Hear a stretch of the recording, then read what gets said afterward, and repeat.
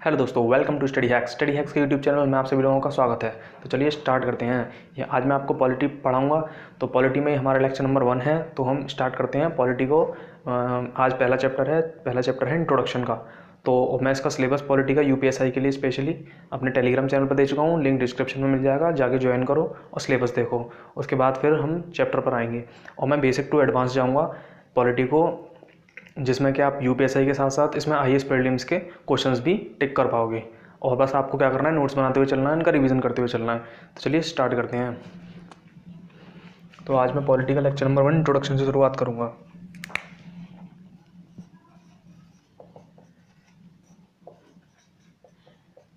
ठीक है, पॉलिटी का ये लेक्चर नंबर 1 है, जिसमें हम इंट्रोडक्शन से स्टार्ट करते हैं।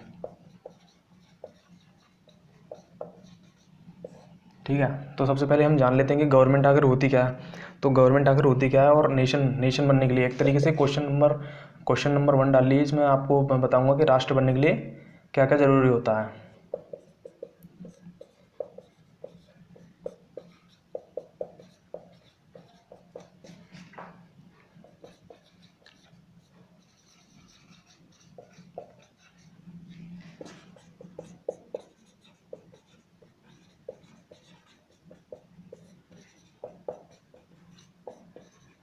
तो सबसे पहला क्वेश्चन है हमारा, राष्ट्र बनने के लिए किन एलिमेंट्स की आवश्यकता होती है।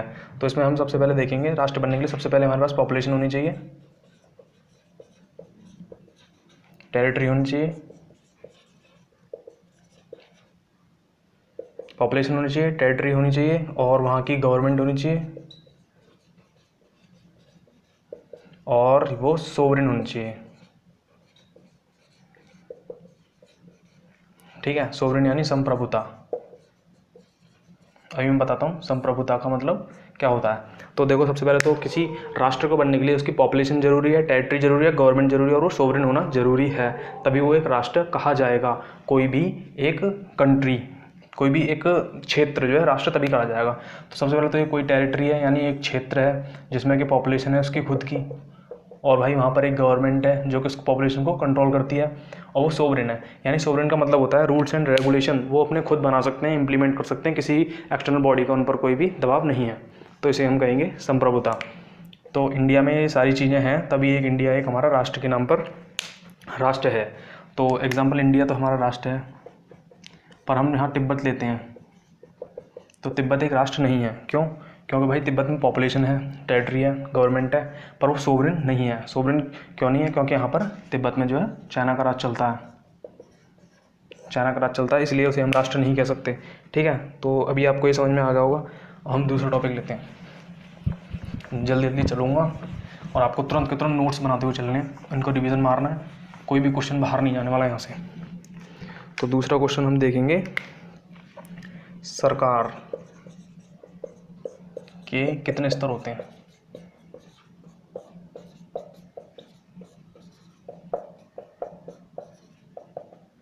ठीक है, सरकार के कितने स्तर होते हैं। तो सबसे पहले हम देखेंगे सरकार के कितने स्तर होते हैं। 3 स्तर होते हैं। ठीक है, union government, state government,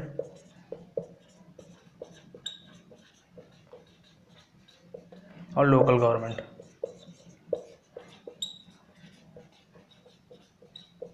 union government, state government और लोकल गवर्नमेंट। मैं बाइलिंगुअल काम करूंगा। ठीक है, तो यूनियन गवर्नमेंट यानी संघ सरकार, दोनों भाई पढ़ सकते हैं हिंदी भी इंग्लिश में। स्टेट यानी राज्य सरकार, और आपकी लोकल गवर्नमेंट यानी स्थानीय सरकार। कोई भी अगर आपसे क्वेश्चन पुटअप करता है कि सरकार के कितने स्तर होते हैं, तो आप 3 बताओगे। सरकार के 3 स्तर होते हैं इंडिया में। ठीक है, और बाहर भी होते हैं वैसे तो, पर इंडिया में मेनली 3 स्तर ही होते हैं, यूनियन गवर्नमेंट, स्टेट गवर्नमेंट और लोकल गवर्नमेंट।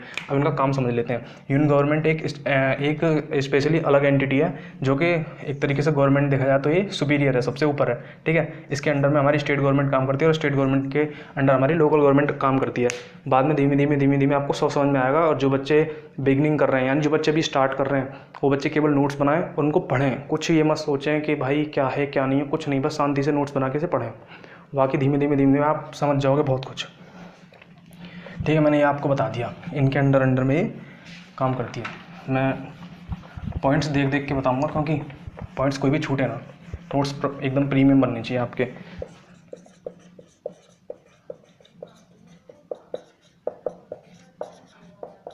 गवर्नमेंट के कितने पार्ट होते हैं? गवर्नमेंट के 3 पार्ट होते हैं, ठीक है। एग्जीक्यूटिव,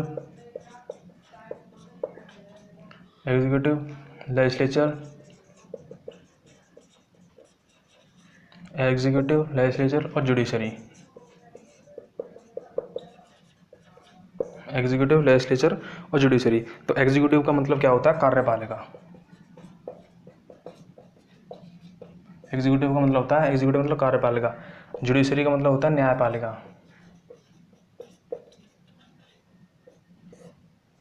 ठीक है। एग्जीक्यूटिव यानी कार्यपालिका, जुडिशरी यानी न्यायपालिका, और लेजिस्लेचर यानी विधायिका, ठीक है। ठीक है, तो ये है। तो हम सबसे पहले देखते हैं एग्जीक्यूटिव। एग्जीक्यूटिव का काम क्या होता है? एग्जीक्यूटिव का काम होता है कानूनों को लागू करना। एग्जीक्यूटिव का काम होता है कानूनों को लागू करना।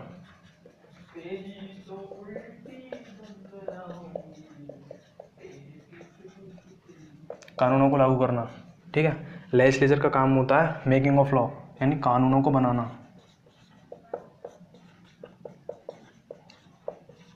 कानूनों को बनाना। और एग्जीक्यूटिव का नहीं, जुडिशरी का काम होता है कानूनों की जांच करना,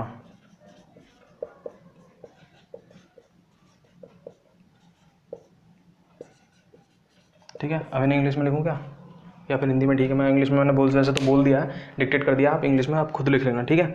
अब कोई चीज़ ना छूटे, तो इसलिए मैं एग्जामिन ऑफ लॉ, इसको ध्यान रखना, ये इसका जुडिशरी का काम होता है एग्जामिन ऑफ लॉ, यानी ये तुम्हारे कानूनों को बनाती है लेजिस्लेचर, ठीक है। ये कानूनों को लागू करती है, पर ये देखेगा कौन कि ये कानून ठीक है या फिर गलत है, या फिर ये तो कुछ भी लागू करते जाएंगे और अपने देश को चलाते जाएंगे। तो इनको जो एग्जामिन करती है वो होती है जुडिशरी।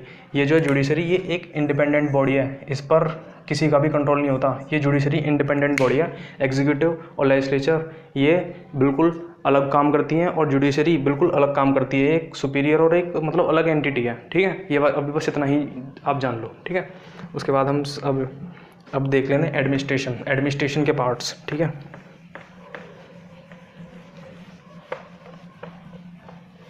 ये भी एक इंपॉर्टेंट चीज़ है यूपीएससी वालों के लिए। एडमिनिस्ट्रेशन के मैं सारे पार्ट्स लिखवा दूंगा। Administration is the part of executive.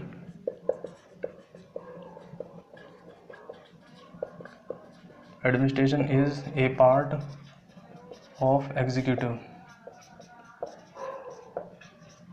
Administration is a part of executive, यानी एडमिनिस्ट्रेशन कार्यपालिका का अंग होता है, प्रशासन, ठीक है। तो इसमें हम जैसे मान लेते हैं, हम जैसे कि हरियाणा की बात करते हैं, यूपी की बात कर लेते हैं, चलो उत्तर प्रदेश की बात कर लेते हैं, यूपी, ठीक है। तो यूपी है, यूपी के अंडर जो काम करेंगे, यूपी के अंडर में जो काम करेंगे वो गृह मंत्री काम करेंगे, गृह मंत्री, ठीक है। यूपी के अंदर to maintain law and order, गृह मंत्री का काम होगा to maintain law and order. To maintain law and order, गृह मंत्री का काम होगा to maintain law and order. तो गृह मंत्री के नीचे जो होंगे वो होंगे आपके डीजीपी। डीजीपी के अंडर होंगे एडीजीपी। इनकी फुल फॉर्म में लिखवाता हूँ, ठीक है। Deputy director general of police, director general of police. ADGP additional director general of police, ठीक है। सबसे पहले आएगा गृह मंत्री to maintain law and order, उसके अंडर में काम करेंगे डीजीपी, जिसे हम कहेंगे डायरेक्टर जनरल ऑफ पुलिस। इनके अंडर में काम करेंगे एडीजीपी, यानी additional director general of police. और additional director general of police ये कहाँ बैठते हैं? स्टेट में बैठते हैं, याद रखना, स्टेट में बैठेंगे, ठीक है। ये क्वेश्चन डायरेक्टली पूछ लिया जाएगा कि स्टेट में कौन बैठता है, तो स्टेट में बैठते हैं हमारे एडीजीपी। एडीजीपी के अंडर में काम करेगा आईजी बोले तो इंस्पेक्टर जनरल,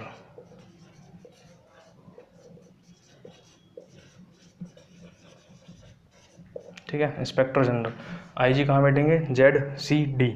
तो ये बैठेंगे आपके जोन में बैठेंगे, ठीक है, इंस्पेक्टर जनरल। सबसे पहले आपके गृह मंत्री, डीजीपी, एडीजीपी, आईजी, और आईजी के बाद होंगे आपके डीआईजी, यानी यहाँ पर आएगा डिप्टी इंस्पेक्टर जनरल।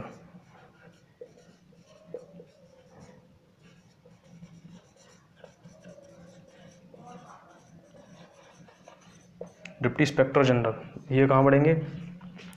ये कहाँ बैठेंगे आपके, ये बैठेंगे आपके कमिश्नरी में, डिप्टी इंस्पेक्टर जनरल कमिश्नरी, कमिश्नरी में सिट करेंगे, ठीक है। तो डीआईजी, डीआईजी के बाद हो गए आपके एसएसपी, एसएसपी, एसएसपी के बाद हो गए एएसपी, एएसपी के बाद हो गए आपके डीएसपी, ठीक है। डीएसपी के बाद आ जाएंगे आपके, डीएसपी के बाद आ जाएंगे आपके इंस्पेक्टर, इंस्पेक्टर के बाद आ जाएंगे आपके एसआई, एसआई के बाद आ जाएंगे आपके एएसआई, एएसआई के बाद आ जाएंगे आपके हेड कांस्टेबल, हेड कांस्टेबल के बाद आ जाएंगे कांस्टेबल, ठीक है। तो SSP senior superintendent of police, additional superintendent of police, deputy superintendent of police, ठीक है। उसके बाद आपके इंस्पेक्टर, एएसआई और एएसआई, हेड कांस्टेबल और कांस्टेबल। कांस्टेबल सबसे नीचे वाली पोस्ट होती है, तो आप समझ रहे हो यहाँ तक की पोस्ट हमें मिलने वाली है डायरेक्टली, तो इसके लिए काफ़ी मेहनत भी करनी पड़ेगी, कंपटीशन बहुत हार्ड लेवल का जाने वाला है। और डिस्ट्रिक्ट में बैठते हैं आपके एसएसपी, ये वाली बात ध्यान में रखना है, डिस्ट्रिक्ट में बैठते हैं, डिस्ट्रिक्ट में सिट करेंगे, ठीक है। इनकी मैंने फुल फॉर्म बोल दी है, senior superintendent of police, additional superintendent of police, deputy superintendent of police, ठीक है। तो ये सब हो गया है, इसमें से काफ़ी क्वेश्चंस आते हैं, तो ये ज़रूरी ही है लिखना, ठीक है। तो अभी के लिए केवल इतना ही इंट्रोडक्शन में, और ज़्यादा इंट्रोडक्शन में इतना डीप नहीं जाना आपको, डीपली का कोई मतलब ही नहीं है, मैं बहुत ही स्पीड में चलूँगा आप, और इसके बाद हम नेक्स्ट टॉपिक में शुरू करेंगे कल आपके शेड्यूल्स, ठीक है। Bye bye.